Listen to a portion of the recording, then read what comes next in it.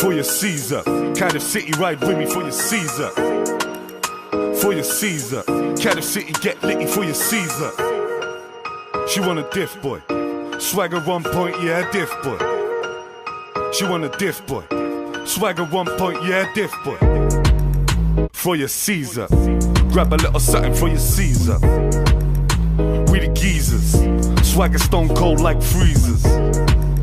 She want a diff boy, she want Starvz, not Fitzroy. She want a diff boy, she want Starvz, not Fitzroy. She want a big man, says she want a man from... Yes guys, I'm Si. Welcome back to Cardiff City World, and this is your Luton Town preview ahead of the big game. So, first and foremost, I've had to film this a little bit earlier because of my own schedule and stuff. So I haven't got all the up-to-date injury news with Cardiff. So I'm basing my Ollie Tanner stuff on what I've heard rather than what's been said in any press conferences and stuff like that. Can't be helped, unfortunately, this week, but it is what it is. But let's get into it. Kenilworth Road. Tight. Hostile. Fans are right on top of you. It's Cardiff City's next big League One test. And Saturday lunchtime, 12:30 kickoff, Luton versus Cardiff. 4 games have gone in the season. Cardiff sit second on 10 points, while Luton sit in 6th with 9. It's top 6 versus top 6 already. 2 sides with promotion ambitions. 2 sides who are expected by the media particularly, but probably their fans also, to be promoted. But 2 sides in form. It's definitely shaping up to be a tasty little fixture. But, as is tradition, let us start with Luton Town.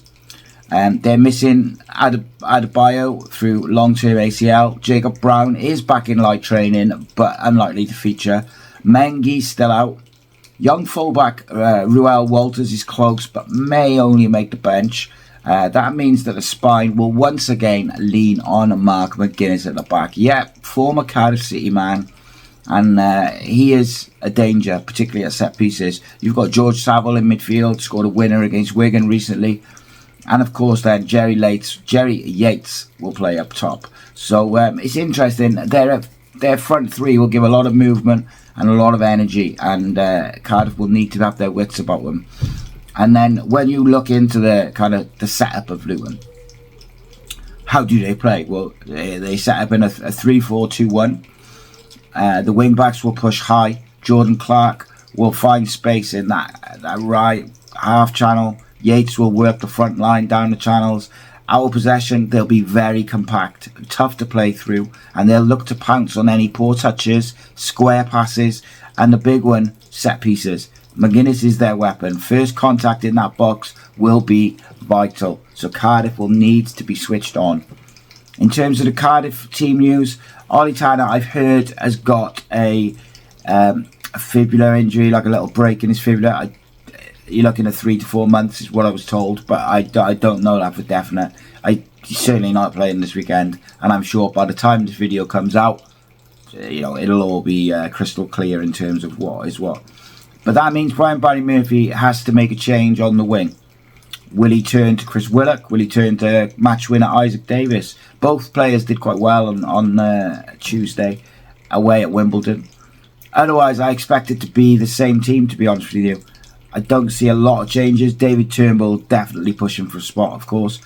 But that side that beat Rotherham, that ground out the 1-0 away from Wimbledon, that looks like the blueprint to me. No pun intended, of course. Nathan Trott has delivered back-to-back clean sheets, including that midweek win where Isaac Davis grabbed the winner. When you look at Cardiff's setup, it's been pretty simple now. It's pretty nailed on. 4-2-3-1 in build-up, 4-3-3 with a single pivot. Its build-up is about quick touches, third-man runs, and control of the ball. Against Rotherham, they had a 75% possession.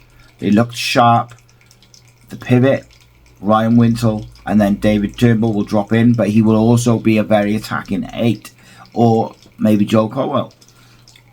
David Turnbull already leads League One for assists, and he has started to find his feet in a Cardiff City shirt. Ruben Colwell is running the games in that sort of hybrid 8/10 role. Ashford will now cut in, but I actually think Ashford will stay on the right. Although I know some people were saying on social media maybe he goes out to the left. He's so much better on the right. Get him on the right, and then it's just a decision. Do you go with Isaac on the left or Willock off the left? I would actually go with Willock, and I would keep Isaac to replace Salic when Salic needs a rest. I think Isaac can offer a little bit more through the middle than what Callum Robinson has been doing off the bench. And I also think, why not give Callum a run off the left? Maybe a bit more space and isolating the fullbacks 1-to-1. Maybe that can help him build a bit of confidence, cutting in, get some shots off. I don't know. But Yusuf Salic, of course, the physical reference point, will get battered about a bit. But if you give him a chance, he will take it. Out of possession, Cardiff press high, aggressively, and they will look to suffocate Luton in their own half. When you're looking at danger men, it's pretty simple, right? Luton have got a few. George Saville, late runs into the box, and he's already nicked him a winner this season. Is very, very difficult to pick up if you're not got your head on a swivel. Jordan Clark loves drifting into the pockets, and he can hurt us if we, Ryan Windsor in particular will have to be really aware of where Jordan Clark is going, because Jordan Clark will try to find that space between Bagan, between Fish or Lawler and Windsor, and it will be very difficult for them. In terms of set pieces as well, Luton, Mark McGuinness is a massive threat. It's simple, but it's effective. So Cardiff have to be aware of that, have to match him up with Will Fish, and they have to block the runs. In terms of Cardiff's danger men, I think this might be the third game in a row, but I'm going to go with it. David Turnbull, best creator in the league statistically, but he's offered so much more than that recently. His dead ball delivery has been sensational recently, and he looks a dangerous player. He looks like he's found his feet, as I said earlier, and he looks like a Cardiff City player. Technically an excellent footballer. I wonder whether we need the legs. And ultimately, I think it'll come down to, do we need the legs of Joe Colwell, or do we need a bit more control with David Turnbull? But if Turnbull starts, he is definitely a danger man. Ruben Colwell will pick up those great pockets of space between the lines, making himself very difficult to pick up, and then he will pick that ball up and he will drive. I would like to see him get his shots off a bit more, though. There was a couple of opportunities on Tuesday where I felt he was driving forward, and it felt like a little quick shift onto his right foot and he could have got a shot away. But I understand it. Ashford, been very, very good this season. Direct dribbling threat, nice and wide, and even more important now with Ollie Tanner out, that we get the best out of Keane Ashford.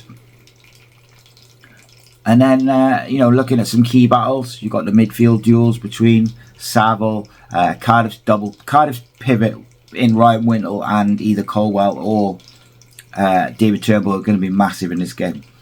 Can Turnbull get on the ball? Can Luton smother him? But at the other end, it'll be McGuinness versus Salic. Cardiff's big man, clever runs, needs to unsettle former Cardiff lad Mark McGuinness.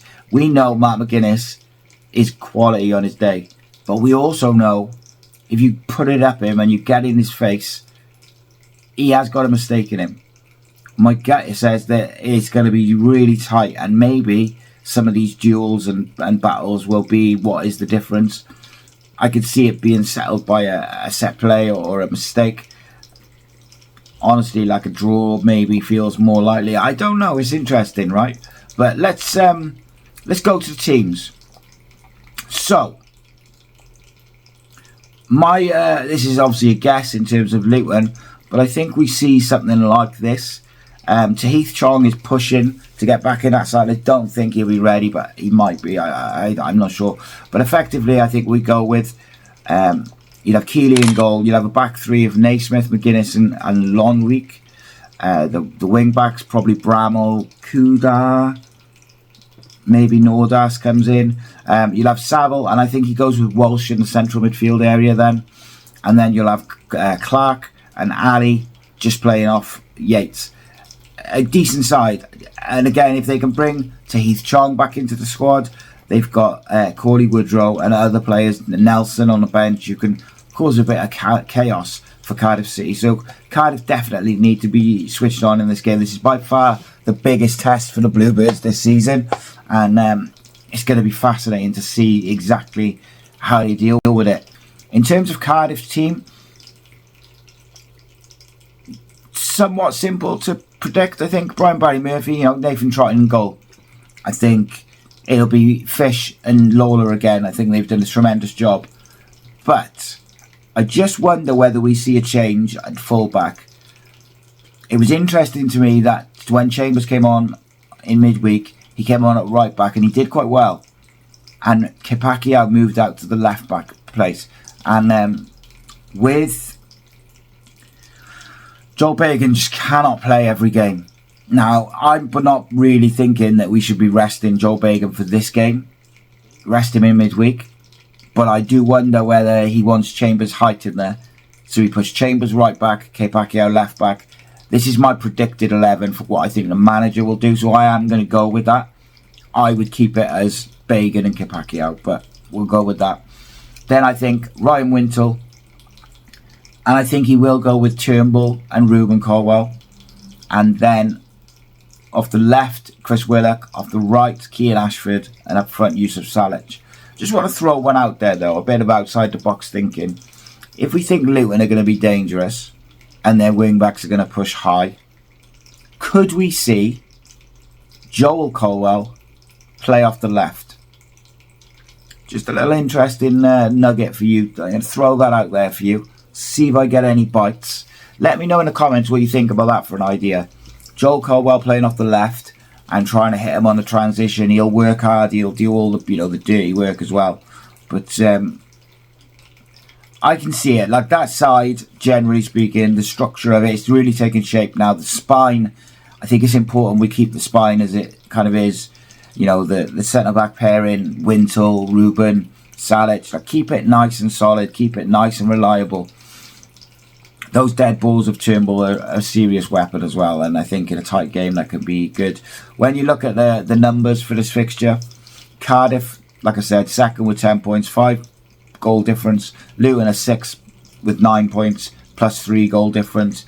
Cardiff beat Rotherham recently, 3-0, 75% possession, 14 shots, 6 on target, and then they do the dirty work of grinding out a 1-0 win at Wimbledon. Luton, on the other hand, they shut out Peterborough 2-0 with a compact system, and then they edged past Wigan 1-0 thanks to Saville. Both sides are efficient, they're tight, but they're trending upwards.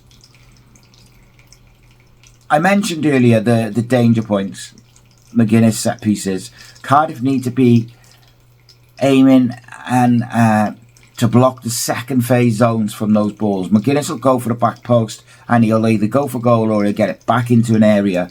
You've got to screen him with Fish and Salic and really put him under a lot of pressure. Yates' lateral runs, he will check the shoulder and check his runs with double movements. So he'll feint to go one way, he'll go in behind. Wintle, Fish, Lawler, Chambers, they all have to really be head on a swivel, checking their shoulders, because he can do damage. His movement is really intelligent. Jordan Clark, he's going to drift inside, he's going to show him, but we just need to show him wide. Don't let him dictate where he's going to receive the ball. Cardiff, dead ball delivery, got to be on top. That right side of Kean Ashford, Di Turnbull and Kipakio, if it's Kipakio is elite, you've got to really focus on the plus points of those three. And of course on the left hand side, Bagan, Willock, Ruben, they need to be creating the same cutback opportunities that they have been by moving the ball quickly and attacking the channels. So then we get towards I mentioned them earlier, but the key matchups: Saville versus Wintle or Turnbull. You've got to block his rhythm, stagger the pivot positions, and make it really difficult for Saville to find his rhythm. McGuinness versus Salic. Salic needs to take McGuinness into places he doesn't want to be, stay sharp, be physical, and ruffle his feathers. And then you've got a Jordan Clark. I've got Joel Bagan in my notes. I think that could be a really interesting battle. And I think Joel Bagan needs to make sure he times his tackles and don't overcommit at the wrong time, because Jordan Clark is capable of making you pay. In terms of game plan, for me, for Cardiff, try and keep hold of the ball first 15 minutes, quieten the crowd. It's going to be intense, it's going to be loud, noisy. And then use our smart build-up play and our early diagonal passes to switch play, and then let us do our thing. When the fullbacks go, let Wintle drop into the back three, deny Yates space. We've got to create more in the final third, and I think we do that by moving the ball quickly and getting in behind. Work those positions and get in behind the fullbacks, get in the inside channels, and turn those big Luton defenders around and maybe exploit. I don't expect them to play as a 5 at the back like some other teams have done against us recently. Luton are not going to sit in. They're expected to beat us. They're expected to go and play football against us. So maybe the likes of Ashford, Willock, Ruben, Salic, whoever, they can run the channels and exploit those wide areas behind the wing backs. It's a vital thing. But in closing, that's your full tactical preview. I think it's going to be a really tight game. I think Luton have obviously got that home advantage. Cardiff missing Ollie Tanner is a blow. I do think the way Cardiff play travels quite well, and I think they've learned a lot in the first couple of away games. I'm leaning towards a draw or maybe a 1-goal either way like victory, but of course, maybe a set piece, a mistake, something like that. But I of course got to go Cardiff 1, Luton Town 0. But that's, as I say, that's been your full tactical preview.